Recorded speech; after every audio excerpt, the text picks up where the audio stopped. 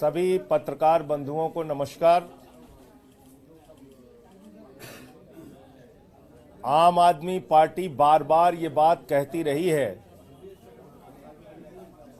कि भारतीय जनता पार्टी और देश की सरकार नरेंद्र मोदी जी की सरकार को लोकतंत्र में यकीन नहीं है, संघीय ढांचे में यकीन नहीं है, जांच एजेंसियों का दुरुपयोग करके सरकारों को गिराना, खरीद फरोख्त करना और लोकतंत्र का गला घोटना, ये भारतीय जनता पार्टी और नरेंद्र मोदी सरकार की असलियत है।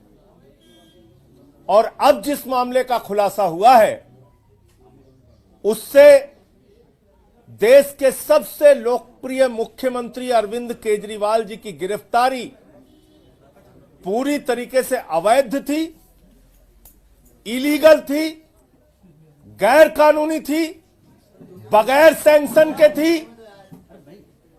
आप एक निर्वाचित मुख्यमंत्री को, प्रचंड बहुमत से निर्वाचित मुख्यमंत्री को, देश के सबसे लोकप्रिय मुख्यमंत्री को बगैर सैंक्शन के गिरफ्तार कर देते हैं और अब एमएचए का सैंक्शन मिल रहा है। इसका मतलब अरविंद केजरीवाल की गिरफ्तारी सिर्फ दिल्ली सरकार को गिराने के लिए की गई थी, आम आदमी पार्टी को खत्म करने के लिए की गई थी, अरविंद केजरीवाल की राजनीति को खत्म करने के लिए की गई थी। अब तो ये सबके सामने आ चुका है ये सच।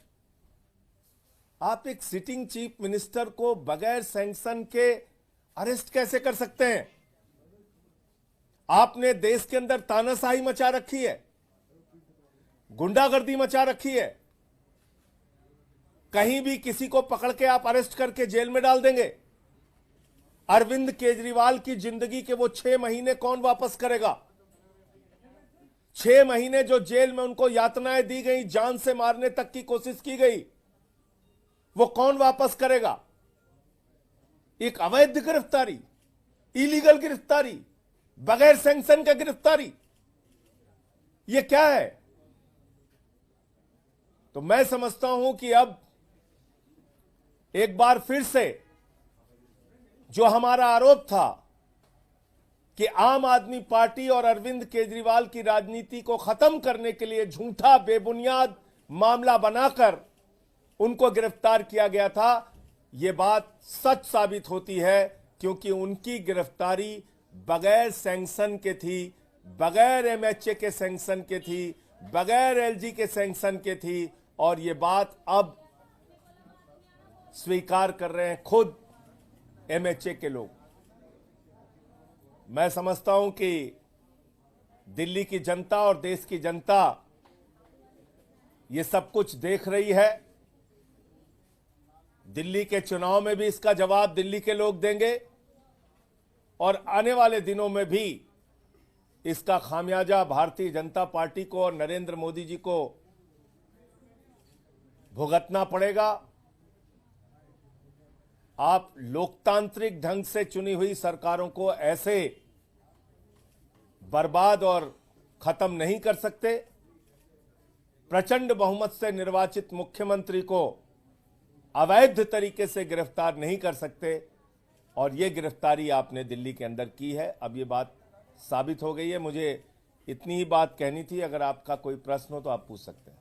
क्योंकि कोर्ट में मामला है, तो क्या आप लोग इस फैसले को लेकर कोर्ट में फिर से जाएंगे? इसका देखिए, अदालत में जो कार्रवाई हमें करनी है वो हम करेंगे, लेकिन सबसे बड़ा सवाल यह है कि आज क्या साबित हुआ है।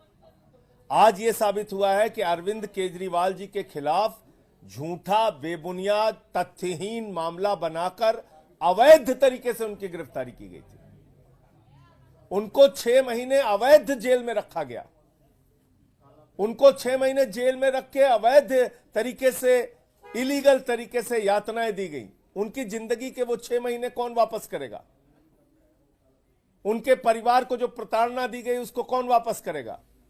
दिल्ली के लोगों को जो खामियाजा भुगतना पड़ा वो कौन वापस करेगा? इसका मतलब तो सीधे सीधे आपकी तानाशाही है।